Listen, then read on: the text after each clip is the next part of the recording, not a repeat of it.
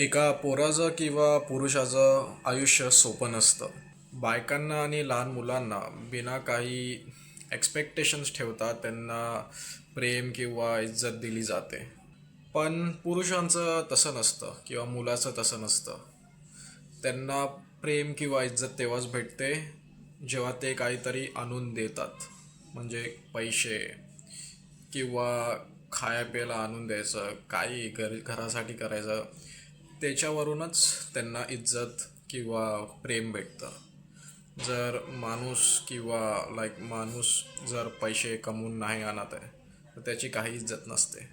हो, पुरुषांचं काम असतं पैसे आणून देणे.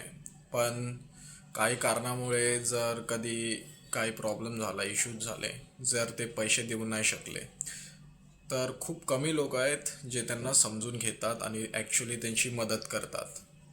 तर इफ तुमच्या आयुष्यात कोण आहे असा पुरुष, तर त्यांना सपोर्ट करा, ना की त्यांना टॉर्चर करा किंवा मेंटली हरास करा.